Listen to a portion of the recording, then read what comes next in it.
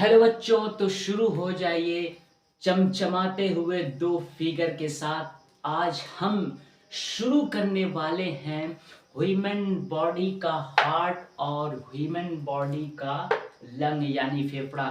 इन दो चमचमाते हुए फिगर के साथ हम शुरू हो गए आज लेकर।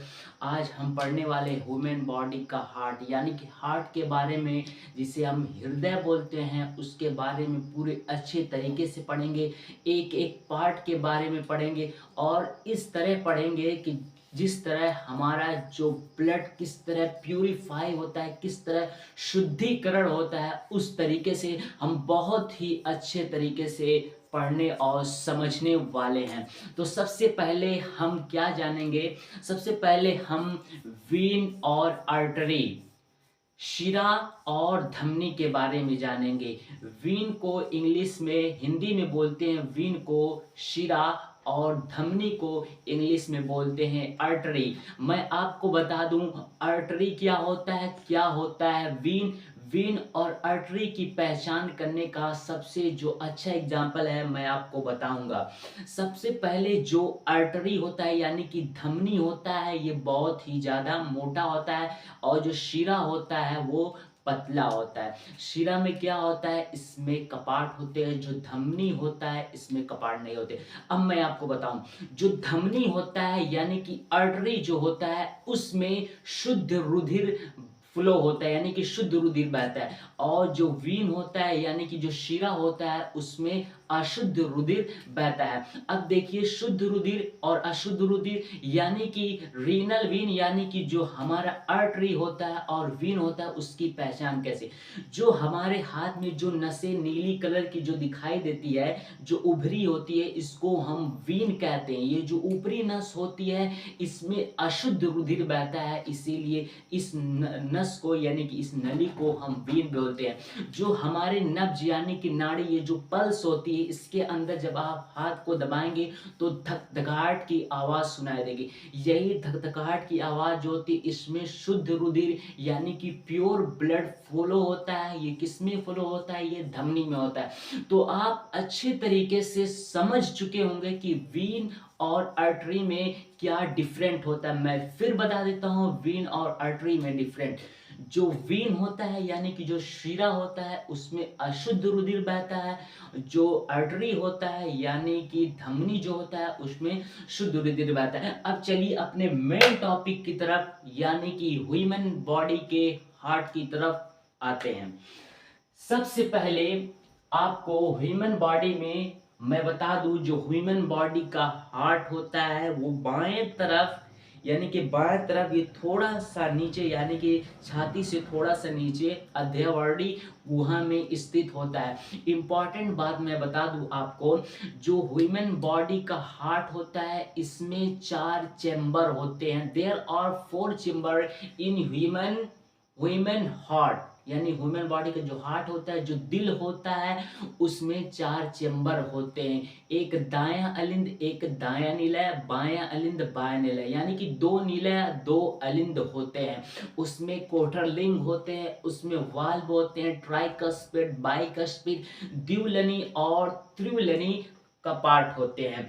ये कपाट को हम समझेंगे कि ये कपाट कहाँ सिचुएटेड होते हैं, कहाँ स्थित होते हैं, इसका क्या काम होता है। अब देखिए, मैंने बताया कि जो ह्यूमन बॉडी का जो हार्ट होता है यानी कि जो हृदय होता है, उसमें 4 चेंबर होते हैं। चारों चेंबर का नाम मैं यहाँ पे लिख दिया हूँ, जिसे इंग्लिश में हम वाल्व या कोठरी भी कह सकते हैं। तो इसमें दायां अलिंद, दायां निलय, ये दायां अलिंद है, दायां निलय। तो मैं आपको दिखा दूं, यहाँ पे आपको 4 चेंबर दिख नहीं रहेंगे क्योंकि 4 चेंबर में विभाजित, ये एक हो गया, ये 2 हो गया, तीसरा हो गया, चौथा, यानी कि पहला, दूसरा, तीसरा, चौथा, ये जो दोनों है, यही दोनों विभाजित कर रही। बीच में एक सिलो टाइप में निकलता है ताकि इन दोनों का जो चैम्बर का जो ब्लड हो, एक दूसरे में मिल ना पाए। ये किस लिए लगा रहता है? ये इसलिए लगा रहता है बीच में, ताकि जो शुद्ध रुधिर और अशुद्ध रुधिर है वो एक साथ ना मिल जाए, नहीं तो वो शुद्ध और अशुद्ध सब बर्बाद हो जाएगा रुधिर के मिलने की वजह से। अब देखें, मैंने बताया कि चेंबर 4 होते हैं। एक दायां अलिंद, दायां निलय, इंग्लिश में राइट ऑरिकल, और इंग्लिश में इसको राइट वेंट्रिकल। ये बायां अलिंद और बायां निकल यानी कि लेफ्ट ऑरिकल और लेफ्ट वेंट्रिकल। अब देखें, जो दायां अलिंद और दायां निलय होता है, जो दायां अलिंद और दायां निलय होता है, इसमें अशुद्ध रुधिर रहते हैं यानी कि अनप्योर्ड ब्लड रहते हैं।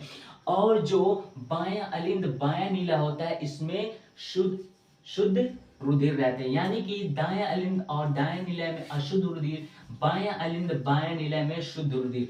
कैसे ये शुद्ध होता है मैं सभी बताता हूं आपको। यहाँ पे आपको महाधमनी यानी कि ऑर्टा दिख रही, जैसे नाम से पता चल रहा है महाधमनी यानी कि बहुत ही विशाल, बहुत ही ह्यूज ये ट्यूब होती है, इसको हम महाधमनी बोलते हैं। ऊपर अग्र महाशिरा यानी कि प्री केवल या सुपेरियर प्री केवल भी बोलते हैं, और इसको पार्श्व महाशिरा यानी पोस्ट केवल। पार्श्व महाशिरा मतलब महाशिरा यानी कि इसमें पूरे खराब जो ब्लड होते हैं इस पार्श्व महाशिरा और अग्र महाशिरा यानी कि शरीर के अग्रभाग और पश्च भाग से ये जो ट्यूब होते हैं यानी पार्श्व महाशिरा, वो अशुद्ध ब्लड को लाके इसमें लाते हैं दायां और दायां। अब मैं आपको बता दूं ब्लड कैसे प्यूरिफाई होता है, कैसे शुद्धिकरण होता है, आप इसी बहाना डबल परिसंचरण तंत्र भी जान लेंगे। अब देखें, मैंने बोला ये जो दायां यानी कि अग्र मस्तिष्क और पश्च मस्तिष्क, इसमें खराब ब्लड रहती है, शरीर के सारे पार्ट से खराब ब्लड को लाते हैं दायां अलिंद और दायां निलय में।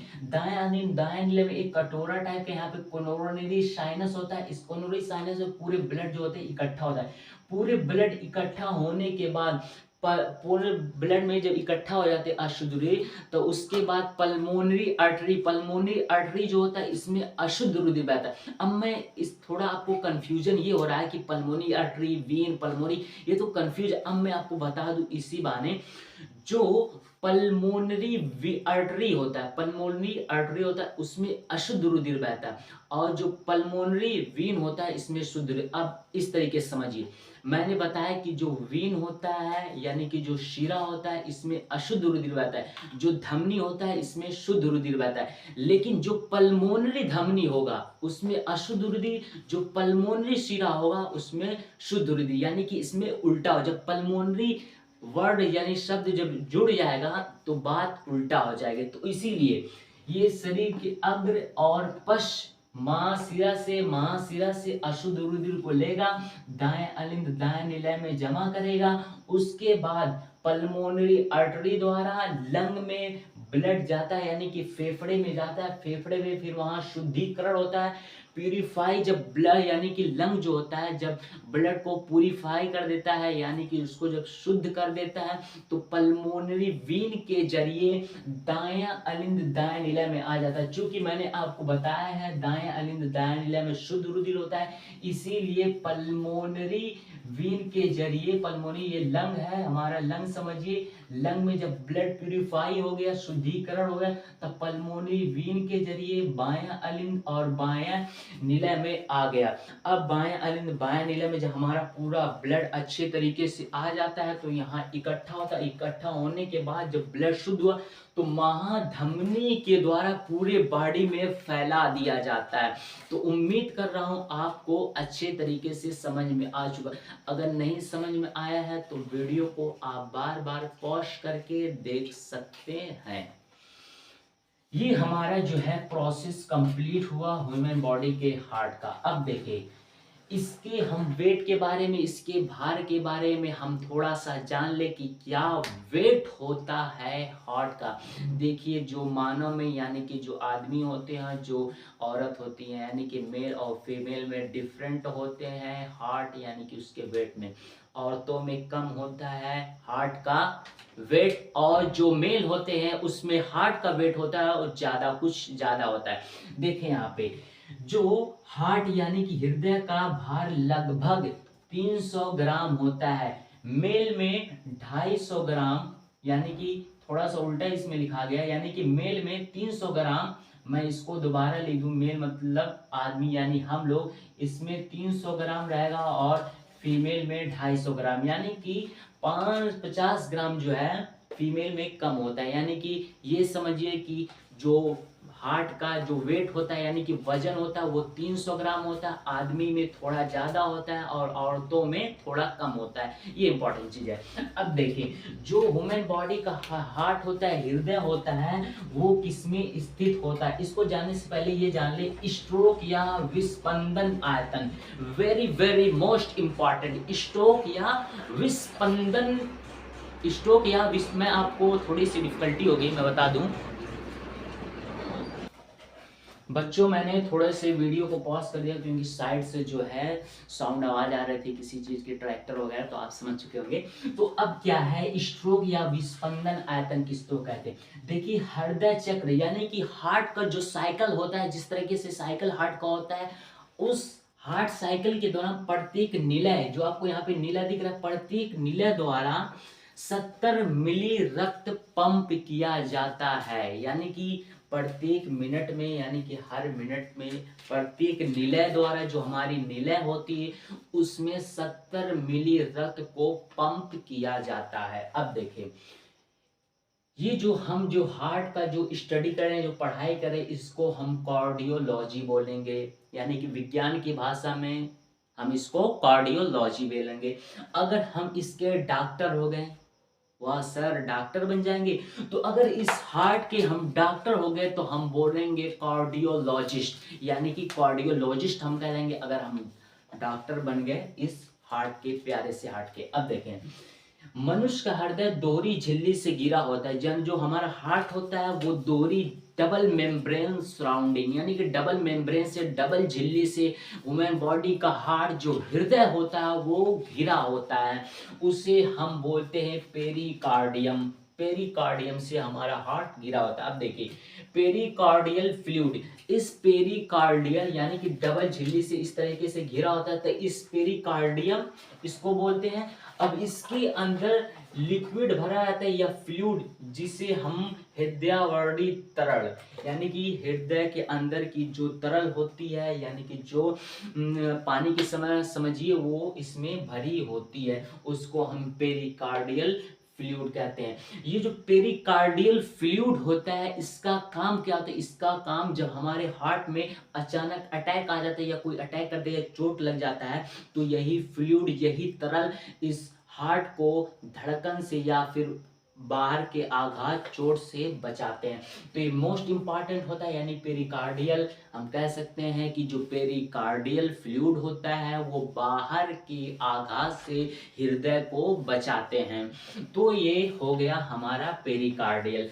अब देखिए, रक्त पंप किसे कहते हैं? 1 मिनट में, यानी कि जो आदमी का हार्ट होता है वो 1 मिनट में 10 मिलीलीटर रक्त पंप करता है निलय के द्वारा, चूंकि यहाँ पे मैंने बता दिया है। और एक दिन में 7600 यानी 7600 लीटर पंप करता है। वाह सर, इतना ज्यादा!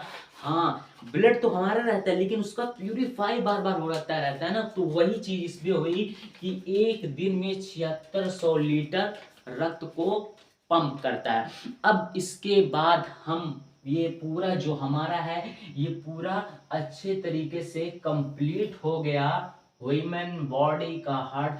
अब हम प्यारे से लंग यानी कि फेफड़े के बारे में पढ़ने वाले हैं। मैं थोड़ा सा इसका आपको बता दूं, इसके पहचान बता दूं कि क्या होता है फेफड़ा। जो फेफड़ा होता है ह्यूमन बॉडी का, यानी कि जो मनुष्य का जो फेफड़ा होता है वो थोरिए कैविटी, यानी कि वक्ष गुहा। वक्ष गुहा किसे कहते हैं? यहाँ से लेकर डायाफ्राम के ऊपर तक जितनी सारी गुहा, गुहा मतलब कोठरी, कोई वो समझिए कमरा, यानी कि कोठरी, इस तरीके से देख रहे हैं ना, ये गुहा इसको बोलेंगे, यानी कि कोठरी। तो ये थोरिए कैविटी यानी कि वक्ष गुहा में स्थित होता है हमारा फेफड़ा। फेफड़े में बच्चों 2 लोब होते हैं, दाहिने लोब में 3 और बाएं लोब में 2, यहाँ पे देखने को आपको मिलेगा। तो सबसे पहले फेफड़े की पहचान कर लेते हैं। फेफड़ा मनुष्य का मुख्य श्वसन अंग होता है, यानी कि मेन रिस्पायरेटरी ऑर्गन होता है फेफड़ा। अब देखिए, इसकी संख्या 2 होती है। बाएं में 2 लोब, ये बायां दिख रहा है ना, इसमें 2 लोब है, 1 लोब 2 लोब।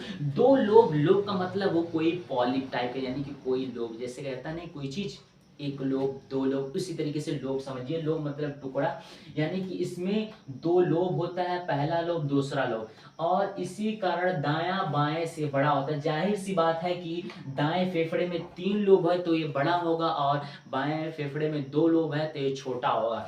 तो आप समझ चुके होंगे कि ये इसमें बाएं फेफड़े में 2 लोब और दाएं फेफड़े में 3 लोब होते हैं। इसी कारण बायां फेफड़ा जो होता है दाएं फेफड़े से काफी ज्यादा छोटा होता है।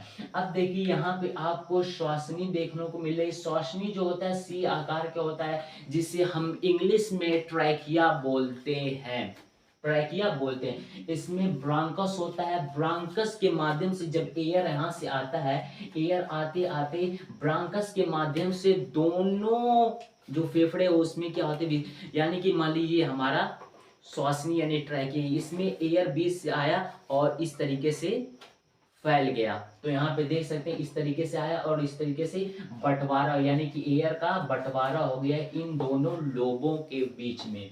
तो इसको हम ब्रांकस बोलेंगे।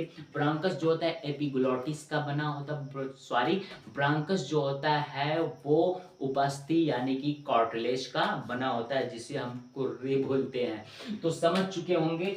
और जो इम्पोर्टेंट बात, जो ह्यूमन बॉडी का यानी कि मनुष्य का जो फेफड़ा होता है वो दोहरी झिल्ली से घिरा होता है, डबल मेम्ब्रेन सराउंडिंग। जो दोहरी झिल्ली से घिरा होता है उसको हम फ्ल्यूरान बोलते हैं। क्या बोलते हैं? फ्ल्यूरान। बच्चों, जो फेफड़ा दोहरी झिल्ली से घिरा होता है उसको हम फ्ल्यूरान बोलते हैं। बाहरी झिल्ली और आंतरिक झिल्ली के बारे में जानेंगे। जो बाहरी झिल्ली होती है इसको हम पेराइटल फ्ल्यूरान, जो आंतरिक झिल्ली होती है उसे हम विसरल फ्ल्यूरान बोलते हैं। अब इन लंग फेफड़े के अंदर आपको कूपिका देखने को मिलेगा। कूपिका, इस कूपिका के अंदर जो है हमारा जो एयर रहता है यही कूपिका के अंदर जमा होता है, यही कूपिका में होता है, यही हमारे एयर का आदान प्रदान होता है। अब देखिए मैंने कूपिका का स्ट्रक्चर यहाँ अलग से मैंने बना दिया है ताकि आपको समझ आए। देखिए कूपिका, पहले ये तो हमारा फेफड़ा हो गया। फेफड़े में ये आपको ट्यूब दिख रही है, यानी कि इसे अल्वियोलस डक्ट बोलते हैं। मैंने बताया था पिछले लेक्चर में, यानी कि उस सर्जन में डक्ट मतलब होता है वाहिनी, किसी चीज को ले जाना, किसी रास्ते से ले जाना, उसको हम बोलेंगे डक्ट। तो यहाँ पे एल्वियोलस डक्ट इसको बोलेंगे। एल्वियोलस डक्ट के बाद हमारा एल्वियोलस आएगा, जिसे हम हिंदी में कूपिका बोलते हैं। इस कूपिका से नाक के बाहर तक निकलने की जो प्रोसेस होती है उसको हम क्या श्वास बोलते हैं। पहले वीडियो में मैंने जो पढ़ाया था रिस्पायरेशन उसमें बताया। तो उम्मीद करता हूँ आपको अच्छे तरीके से ह्यूमन बॉडी का हार्ट और फेफड़े के बारे में तो मैं शॉर्ट तरीके से एक मरतबा फिर बता दूं कि जो हार्ट होता है इसमें 4 चेंबर होते हैं, दायां एलिन दायां नीला और बायां एलिन बायां नीला। जो फेफड़ा होता है इसमें 2 लोब होते हैं, बायां लोब जो होता है इसमें 2 लोब, बायां जो फेफड़ा होता है इसमें 2 लोब होते हैं, जो दायां फेफड़ा होता है इसमें 3 लोब होते हैं। इसी कारण बायां फेफड़ा दाएं फेफड़े से बड़ा होता है। जाहिर सी बात है किसी चीज में 3 आम है किसी डाली में और किसी डाली में 2 आम है, तो जाहिर सी बात है वो मजबूत हो गए, इसीलिए उसमें 2 आम 3 आम लगे हुए। तो इसीलिए ये जो है बायां फेफड़ा दाएं फेफड़े से बड़ा होगा और इसमें दोहरी झिल्ली से घिरी होती है, जिसे हम फ्ल्यूरान बोलते हैं। बाहरी झिल्ली को पेराइटल फ्ल्यूरान और आंतरिक झिल्ली को विसरल फ्ल्यूरान बोलते हैं। और इसमें कूपिका होती है, कूपिका में जो आपको ट्यूब दिख रही है इसे एल्वियोलस डक्ट, और एल्वियोलस डक्ट के अंदर जब जाएंगे तो हमको एल्वियोलस में। तो बच्चों उम्मीद करता हूँ आपको अच्छे तरीके से समझ में आ चुका होगा। अब ये जो हमारा चैप्टर है वो कंप्लीट होगा, तो पढ़ाई करते रहे। All the very best.